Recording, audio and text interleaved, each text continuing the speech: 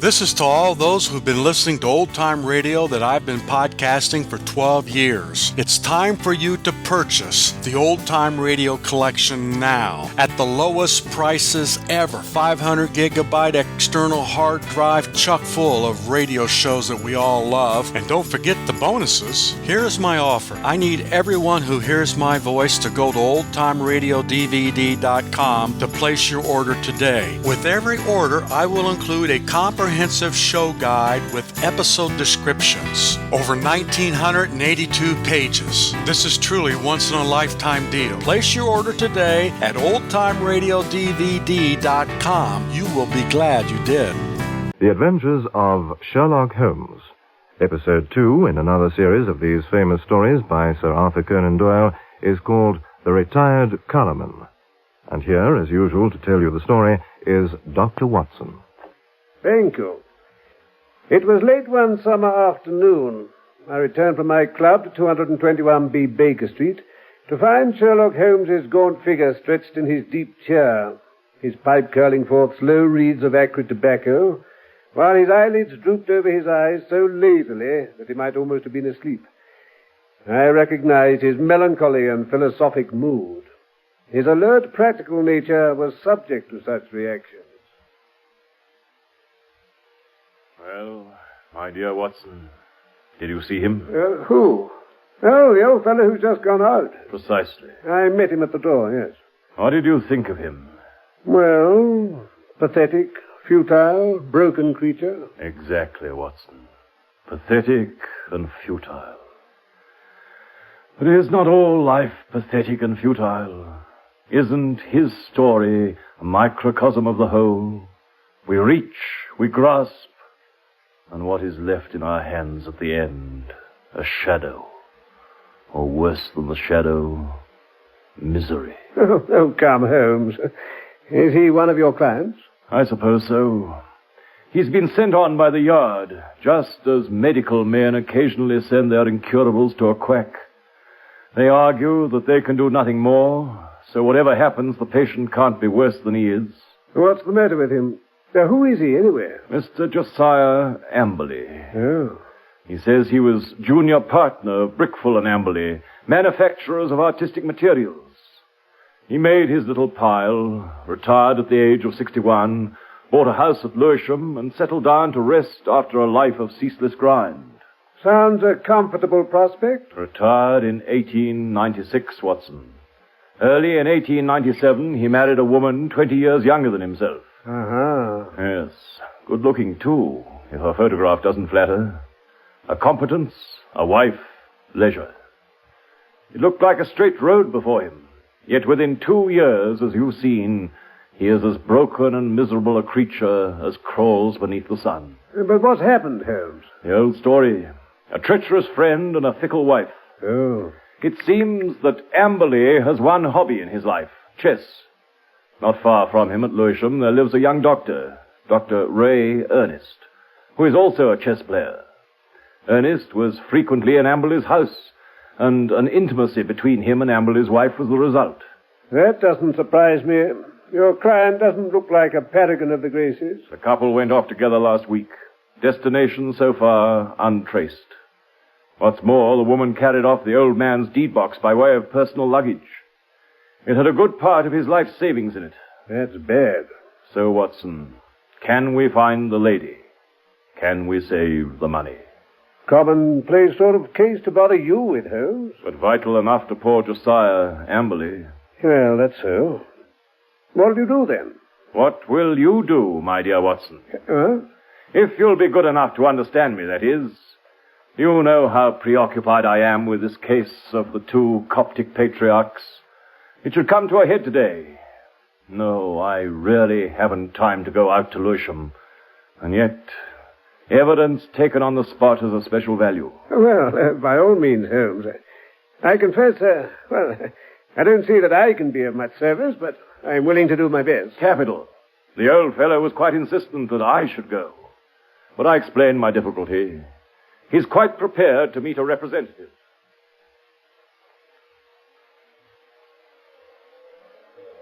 Excuse me, sir. I beg your pardon, sir? I'm looking for the house of Mr. Josiah Amberley, the Haven. I wonder if you'd happen to... There it is, straight across the road. Good heavens, I must have walked straight past it. Often happens like that. I'm much obliged to you, sir.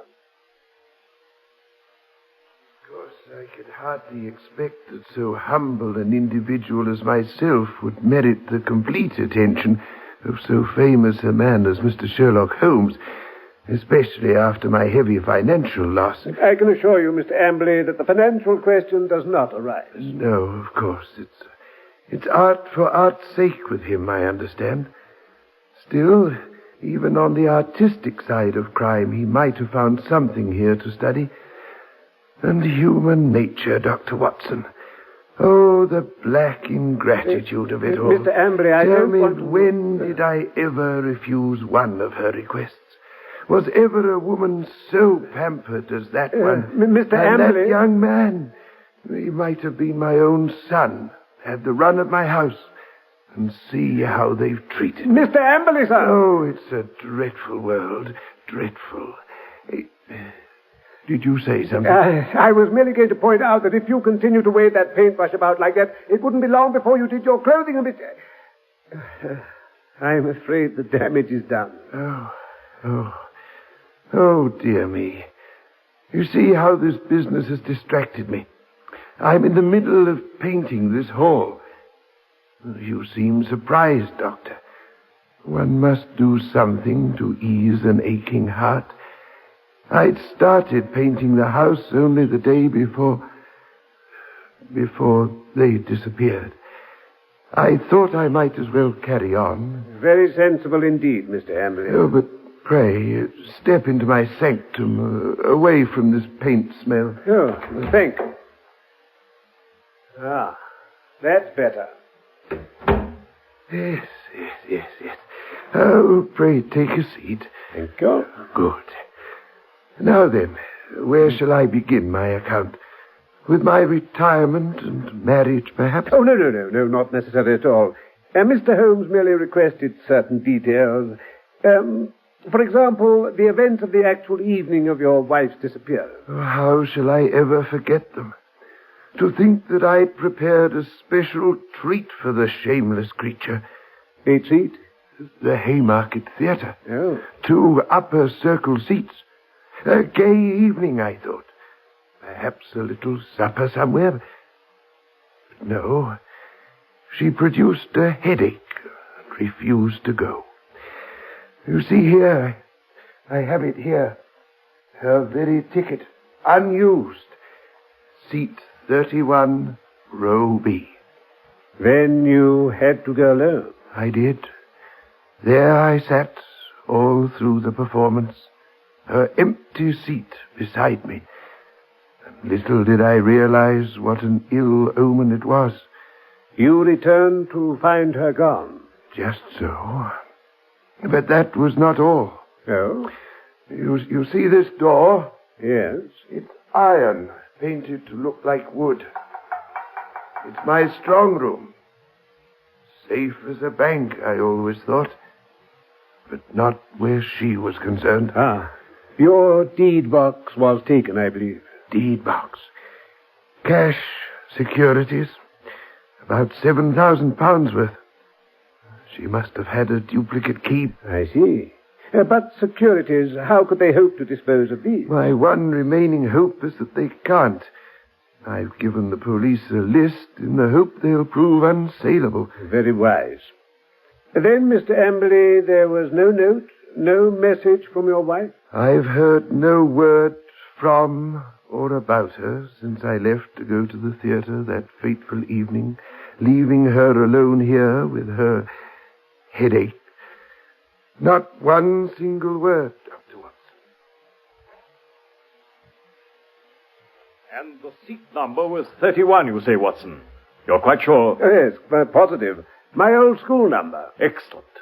Then his own seat was either 30 or 32. Row B. Yes.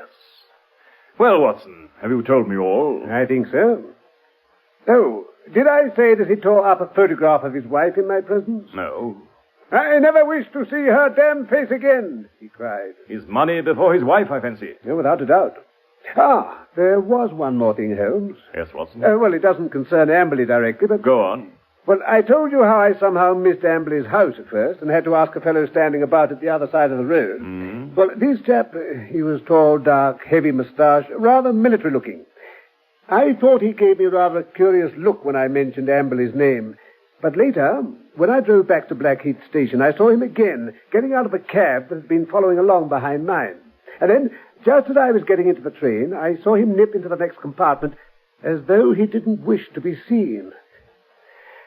You know, Holmes, I'm convinced the fellow was following me. Tall, did you say? Yes. Heavy moustache, tinted sunglasses. I didn't say he had sunglasses on, but now that you mention it, he had. He wore a Masonic tie-pin. Holmes, how on earth... Quite simple, my dear Watson. But let us get down to what is practical.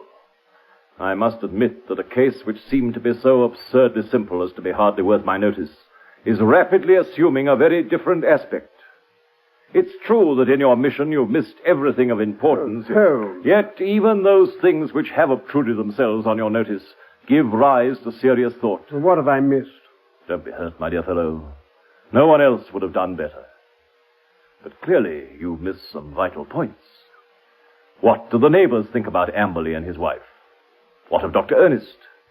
Was he the gay Lothario one would expect? Surely these are of importance. Well, With your natural advantages, Watson, every lady is your helper and accomplice. What about the girl at the post office or the greengrocer's wife? I can picture you whispering soft nothings with the lady of the Blue Anchor and receiving hard somethings in exchange. All this you've left undone. It can still be done. It has been done. Thanks to the telephone and the help of Scotland Yard, I can usually get my essentials without leaving this room. As a matter of fact, my information confirms Amberley's own story. He has the local reputation of being a miser, as well as a harsh and exacting husband. It's also certain that he had a large sum of money in that strong room. Well, then. And it's common gossip that young Dr. Ernest played chess with Amberley, and probably played the fool with his wife. It all seems plain sailing. And yet... Where's the difficulty? In my imagination, perhaps.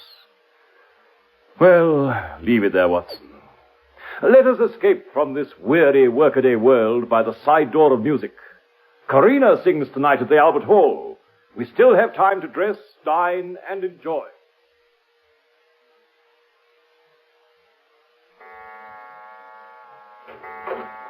Well, Holmes, where have you been all day? As I told you in the note I left for you to find at breakfast, there were one or two points I wish to clear up regarding Mr. Josiah Amberley. Has he been here yet? Amberley? No. Come in. Ah, Mrs. Hudson. There's a Mr. Amberley to see you, sir. Show him in, Mrs. Hudson. Very good, sir. Mr. Josiah Amberley. Ah, Mr. Amberley. Pray step inside. Thank you. Mr. Holmes, I've had a telegram. I can make nothing of it. Thank you. Come at once without fail. Can give you information as to your recent loss, Elman, the vicarage. Dispatched at 2:10 from Little Purlington. Watson, hand on my Crockford, if you please. You're right, Holmes. Little Purlington's in Essex, isn't it? Yes, not far from Frinton.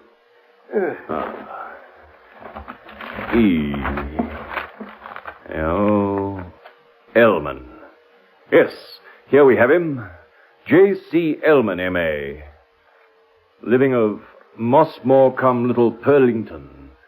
And now, Mr. Amberley, you must start at once. But I don't understand. Will you look up a train for our friend, Watson? I am doing. Good fellow. Mr. Holmes, will you... Liverpool Street, 5:20, Holmes. Excellent, excellent. You'd best go with Mr. Amberley, Watson. He may need help or advice. It's clear we've come to a crisis in this affair. But it's perfectly absurd, Mr. Holmes. What can this country vicar possibly know of what's occurred? It's a waste of time and money. He would scarcely have telegraphed if he didn't know something. You should wire him at once that you're coming. I don't think I shall go. Mr. Amberley, it would make the worst possible impression both on the police and upon myself if you should refuse to follow up so obvious a clue. We should feel that you were not really in earnest in this investigation. Well, if you look at it that way, of course I shall go. On the face of it, it seems absurd to suppose that this parson knows anything, but if you think... I do think. Now, hurry along, sir, and Dr. Watson shall catch you up at the telegraph office at the corner. Oh, very well, then. A waste of time and money, in my opinion. Pouring money down the drain. I say. Watson, whatever you do, see that he really does go. If he breaks away from you or decides to return, get to the nearest telegraph office and send the single word, bolted. I'll arrange here that it shall reach me wherever I am. Little Pearlington isn't an easy place to reach. My remembrance of the journey isn't a pleasant one. The weather was hot, the train slow, and my companion sullen and silent. He hardly talked at all, save to make an occasional sardonic remark about the futility of our proceedings. When we at last reached the station, it was a 2-mile drive before we came to the vicarage, where a big, solemn, rather pompous clergyman received us in his study. Our telegram lay before him. Well, gentlemen, what can I do for you? We came in answer to your wire, Mr. Ellman. My wire? Yes. I sent no wire.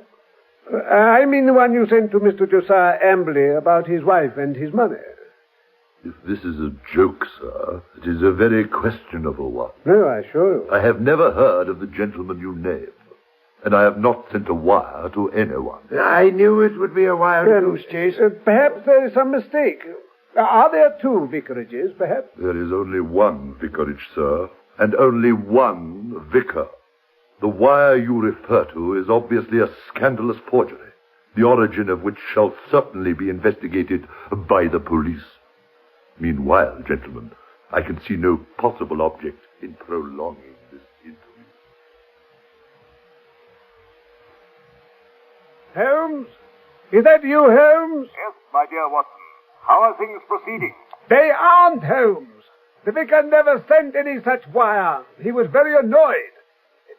Holmes, are you still there? Most singular. Most remarkable. I very much fear, my dear Watson, that there is no return train tonight. I have unwittingly condemned you to the horrors of a country inn. However, there is always nature, Watson. Nature and Josiah Amberley. You can be in close commune with both. Thank you very much, Holmes. Don't mention it, my dear fellow. Good night. Good night. Well, what did he say? He said it was a most remarkable business. Remarkable? I should prefer the word expensive. Our railway fare here... Third class? Why pay more? And now a hotel bill. It's monstrous. Monstrous. I shall have a word to say to Mr. Sherlock Holmes tomorrow. Very well, sir. We'll drive directly to Baker Street from the station. And now we'd better make arrangements for tonight. I warned Holmes by telegram at the time of our arrival at Baker Street next day. But when we got there, we found a message to say that he was at Lewisham and would expect us there. That didn't improve Amberley's temper. It was a surprise to me, but an even greater one was to find that Holmes was not alone at Amberley's house. In the sitting room, a stern-looking, well-built man sat beside him. A dark, heavily moustached man, wearing tinted sunglasses and sporting a large Masonic pin in his tie. Ah, gentlemen. Allow me to introduce my friend, Mr. Barker. Mr. Amberley. Dr. Watson, you've met already. How do you do? Pleased to meet you. Mr. Holmes, I have a word to say. Not only have I been subjected to the greatest inconvenience and expense upon your advice, but I now arrive home to find that you've invited a stranger into my house without a by your leave. Mr. Barker has been interesting himself in your business too, Mr. Amberley. I repeat, in my business? We have been working independently of one another, you understand? But we both have the same question to ask you now. Question? What question, Mr. Holmes? What did you do with the bodies? Great heaven. No. You shan't ask that. Get hold of him, Watson. Right, Holmes, I've got Barker! I had him. No, you shan't make me answer. You shan't. Look out, he's taking something. His arm! Seize hold of him! Right? No, let me be. Hold still. Confound you. Well done, Barker. No shortcuts, Amberley. Things must be done decently and in order. I may as well take him straight to the station. Shall I tell the inspector you'll be coming along? You want to examine this house sooner or later. I fancy he won't object to meeting me here. Very well. I'll come back with him. Now, come on, you. Go on, any nonsense. And I'll have your arm out of his The near thing, Holmes. It was a poison capsule. Look.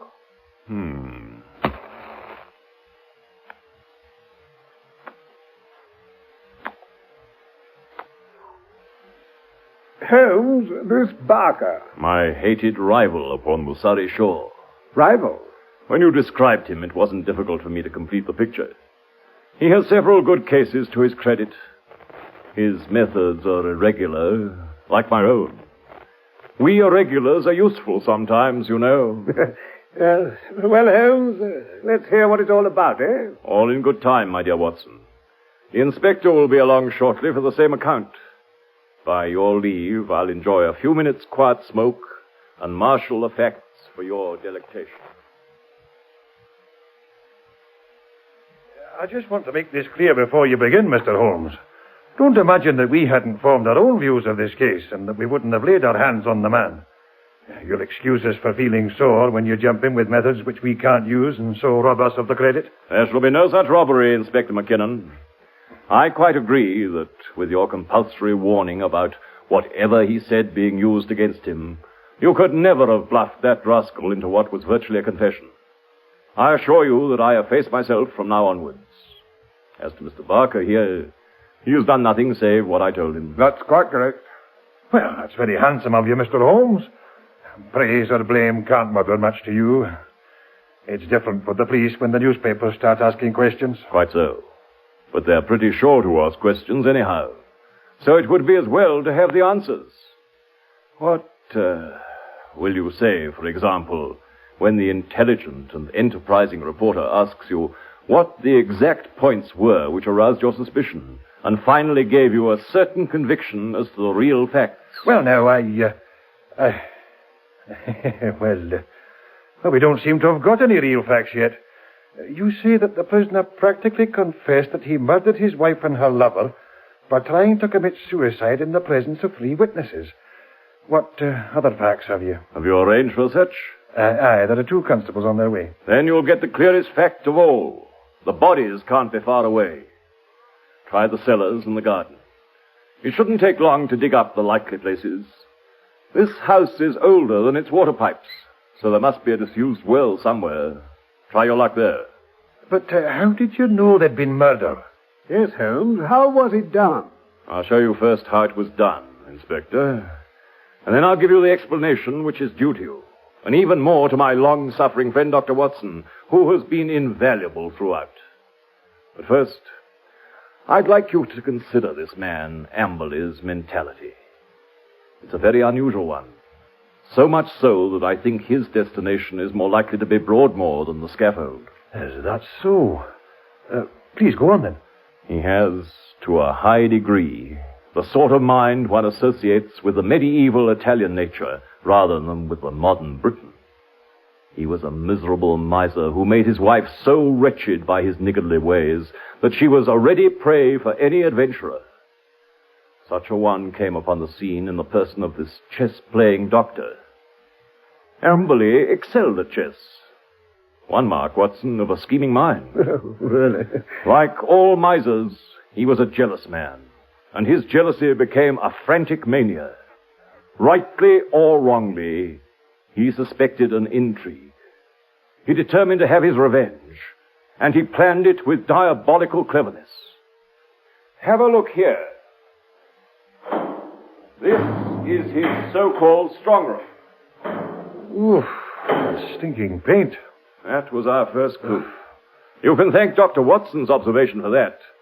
Though he failed to draw the inference, it set my foot on the trail. I still don't understand, Holmes. Ask yourself, Watson. Why should this man at such a time be filling his house with strong odors? Obviously to cover some other smell which he wished to conceal. Some guilty smell which would suggest suspicions. You mean decomposition? But there hasn't been time for it. No. Nothing of the sort. Add to the suspicious matter of the smell the fact that there existed such a room as you see here, with a sealed iron door. Put the two facts together, and where do they lead? Blessed if I know. No, me too. Well, let it pass for now. I was already certain that the case was serious, because I had examined the box office charts at the Haymarket Theatre, another of Dr. Watson's bullseyes. It showed that neither B30 nor 32 of the upper circle had been occupied on the night in question. Then he lied. He never went to the theatre. And so his alibi fell to the ground. He made a bad slip when he let you see his wife's unused ticket, Watson. Yes. The only way I could satisfy my suspicions about the smell of paint and the existence of this sealed room was to examine the house itself. The question was, how was I to achieve this? I know. Now I see it. Yes, Watson. I sent an agent to the most impossibly remote village I could think of, and summoned Amberley to go there at such an hour that he couldn't possibly get back the same day. And sent me with him to make sure he really went. The good vicar's name I simply got out of my Crockford. Masterly. Brilliant. There being no fear of interruption, I proceeded to burgle the house. Burglary has always been an alternative profession, if I'd cared to adopt it. I've little doubt I should have reached the front rank. Oh, Mr. Holmes. Anyway, see what I found. You see the gas pipe along the skirting board? Yes. Very good. It rises in the angle of the wall, and there's a tap in the corner. Now, follow me. Into the strong room. Mm-hmm. You see that plaster rose in the center of the ceiling? Yes. The pipe finishes there with an open end. At any moment, by turning the outside tap, this room could be flooded with gas. With its door closed and the tap full on, I wouldn't give 2 minutes of consciousness to anyone shut in here. By what devilish devices he decoyed them in there, I don't know. But once inside, they were at his mercy. I've seen enough of that place. So he started painting the house to cover up any smell of gas afterwards, Holmes. Precisely. He claimed to have started painting that day before their disappearance. But he should have said the day after. Well, what's next? Then came an incident which I hardly expected. I was slipping out again through the pantry window at early dawn today, when I felt a hand grab my collar, and a voice said, "Now, you rascal, what you doing in there?" When I could twist my head round, I recognized my friend and rival, Mr. Barker. Mm-hmm. So, just where do you come into this, Mr. Barker? Well, I've been engaged by the family of Dr. Ray Ernest to make some investigations. I'd come to the conclusion there'd been foul play like Mr. Holmes. I've been watching this house for several days. I'd marked you down, Dr. Watson, as one of the most suspicious characters to visit the place. Oh, thank you very much. Still, I could hardly detain you. But when I saw a man actually climbing out of the pantry window this morning, I couldn't restrain myself. And there you are, Inspector. You have all the particulars. I hand them over to you and step right out of the case.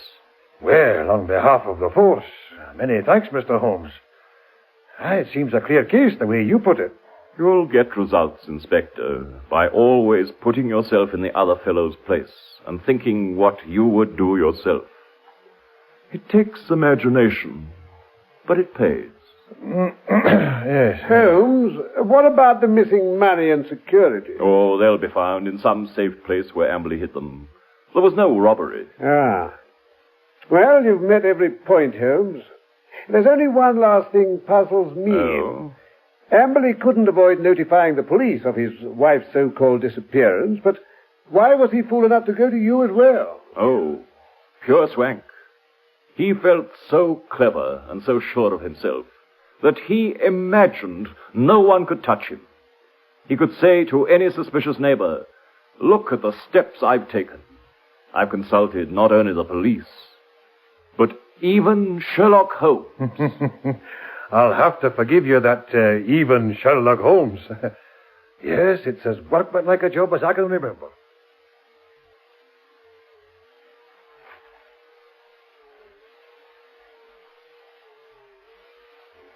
There you heard Robert Langford and Kenneth Baker as Sherlock Holmes and Dr. Watson.